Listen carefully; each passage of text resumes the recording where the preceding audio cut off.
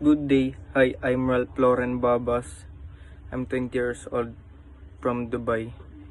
I am a powerlifter and I'm here to answer some few questions. Self-improvement po tapos impluensya po ng mga kaibigan ko. Mga kaibigan ko na dalawa, si Teo at si JM.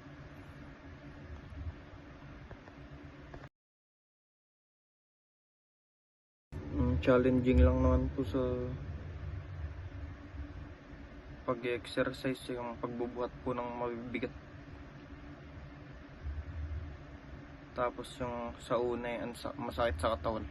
Pero pag nasanay na hindi na. Yun lang. Maging physically fit and physically strong. Tapos maging healthy lang.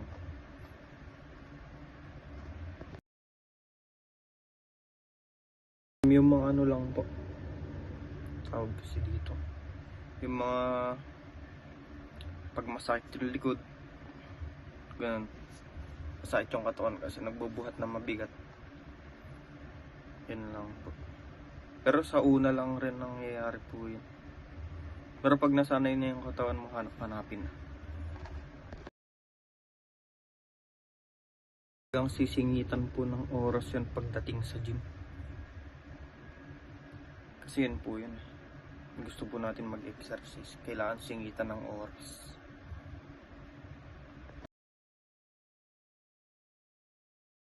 Saktong tulog at saktong pahinga lang po ang kailangan para ma-manage yung katawan po na mabuti. Okay naman po, hindi na rin po skinny, ganun.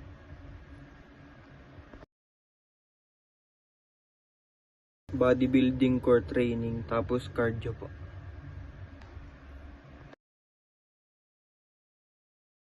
This is body dysmorphia. Yan lang. Tapos pagpupuyat.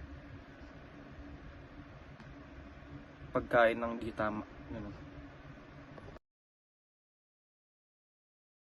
Inyo tong activity na to para sa sarili, hindi para magpa-impress sa ibang tao. Nowadays ganun na yung mga kabataan. Kaya sila pupuntang gym para magpa-impress sa ibang tao. Huwag nyo gawin na ganun. Ang gawin nyo para sa sarili nyo, hindi para sa iba.